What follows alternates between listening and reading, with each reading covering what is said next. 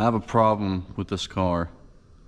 The problem is, I honestly want to sell it or trade it in to get a 440i Grand Coupe, to get a B58, but every freaking time I look at this car, every time I look at it, I'm just like, I can't sell this car. It looks so good. Every time I drive it, I'm like, dude, I can't sell this car. I love this car. But then I remember how heavy it is, and then how slow it is because of how heavy it is. And I'm like, well, maybe I'll just put a turbo in it. Then I remember all the problems the N55 can have if you put a bigger turbo in it. Then I remember all this other stuff that goes wrong with the N55. You can't slide the car, rod bearings, you know. And I'm like, well, you wouldn't have that problem with the B58. But then I'm like, but look at this car. And I can't decide. Then I think about the pricing of parts. Then I think about the repairability. And it's like, I already know so much about the N55 and about the E chassis, E9X chassis car. But then I'm like, well, okay, that's cool and all. But also, the newer car has better interior and it has better technology. But then I look at this car and I remember all the things I like about this interior. For instance, this is just cool. Okay, I don't care who you are. This whole idea right here, cool. The cruise control stock, love this, it's cool. The cup holders, cool. That one didn't come out, but it does come out. The hump, cool. The buttons, physical buttons, I know the, you know, F30 cars have that, but I just personally like this layout and I like how it looks. I like the trim piece here. I absolutely love how the tachometer looks. It's perfect. I love the interior of this car. Love the steering wheel. Everything about it, really. There's nothing about this interior I just absolutely hate. I love this interior. But, I mean, it's outdated, you know.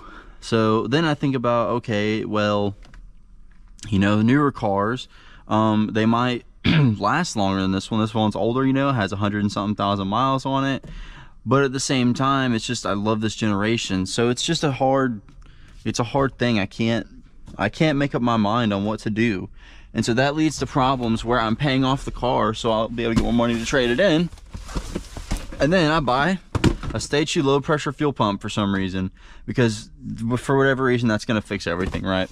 So that's what we're doing today. I'm installing a low pressure fuel pump on my car, an upgraded one, because I can't decide if I want to put a bigger turbo in or if I want to sell the dang thing. Yeah, it's mad at me because I don't have any gas in the car. That's because you really need to empty this out almost completely to put in a low pressure fuel pump. And last night I was 10 miles away from my house. It said 17 miles on there. And I was like, I don't know about that. I should probably get a little bit more gas. I accidentally overfilled it. I was like, a gallon should be good. Then it had 50 miles. I was like, dang it. You know what? Screw it, whatever. So I might get a little bit of fuel. We'll see. Also, having a convertible is cool. I don't care if anyone says hardtop E93 still looks good. It doesn't look as good as the coupe, but it's pretty close. It looks really good in my opinion. Another thing I think about with this car compared to a newer gen car is the fact that I'm gonna have to pay the convertible tax for it, because it's gonna have seals that need replaced. Those are really freaking expensive. But whatever, what can you really do? So, put the top down to make this a little easier. I am going to wash the car probably today. Also need to buy a replacement for that. We'll see. Not entirely sure just yet. To get this seat out, you really just have to lift up on it, if I remember correctly. Yeah, that's all you got to do right there. Took the LEDs out of my car because kind of corny. And there's some plugs you're gonna have to undo. Very easy, but it's not terrible. Yep, there you go. This is going to leak fuel out. and there's nothing you really do about it. So just grab some paper towels. Something I'm gonna mention really quick. You are definitely gonna need this, okay? Just trust me. Look, here's the thing. Is it possible for you to do this without this tool? Yeah. Is it a good idea? Absolutely freaking not, okay? Whenever I tell you this will be a giant pain in the butt without this thing right here, you may hate your life.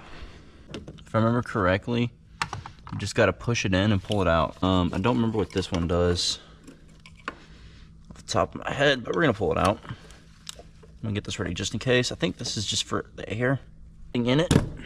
So, okay, that one's fine. This one is definitely gonna have something in it. And yes, your interior is gonna smell like gas for a couple days after this, so. Wow, actually, nothing came out. That's the wrong way. It's not fun to mess with if you don't have this. Dang.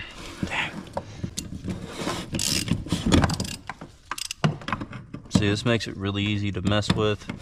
If you didn't have this, it would suck. Okay, my camera died. My bad. So you're just gonna yank this out. First, I'm gonna push this in, kind of get it out of the way. And you gotta be very careful, because there's still gonna be some gas in here, most likely. Yep, there's still some gas in there, just a little bit. Dang, man. I can't remember how to do this. There we go. Okay.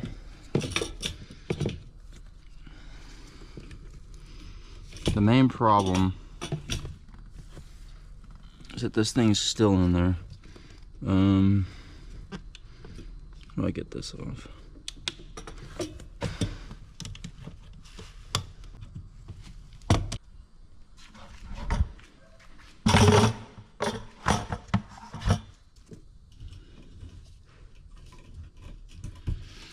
That thing's locked in pretty dang good, and I don't have really a lot of hand room to get it out, so it's kind of a complicated situation here.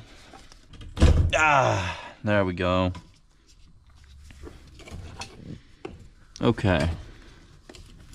Let's get this pump out somehow. I'm trying to see if there's any way I can pour all this out before I pull this out. Actually, yeah. Looks like I can. Try not to splash this everywhere. Alright, so now you gotta be very careful with this so you don't get fuel everywhere. And there we go. Alright. There's not any fuel really left in there from what I could tell. There's a little bit. That's okay. Oh man, this is gonna be awkward. So I take it back. There's actually not that much fuel left in the tank.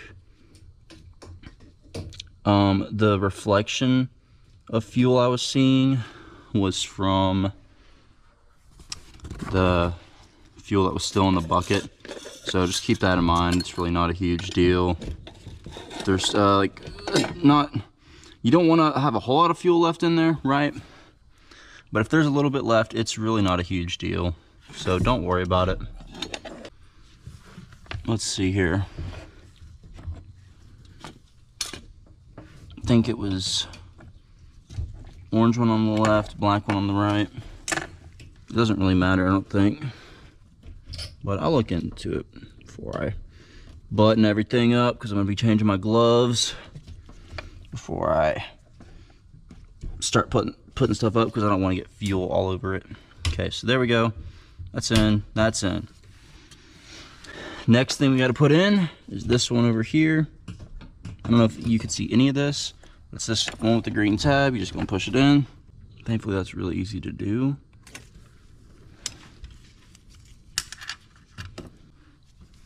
See how where this is? Red one goes here, blue one goes there. In case you messed it up like I did and you forgot, that's how it goes. Blue here. And the last thing is this needs to be plugged back in. There we go. That's on. So we should be all good now. So button this back up.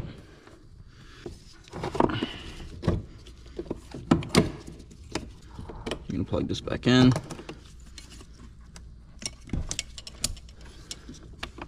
Gonna plug this back in. There we go.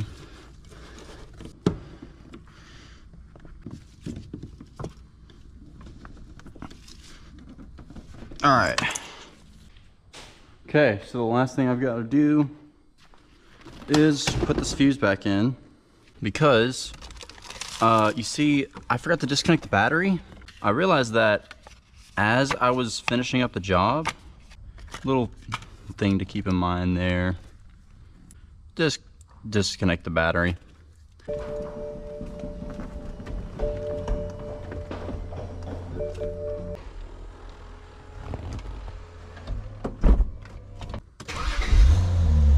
And we're all good. Start it up. You wanna hear how loud this is?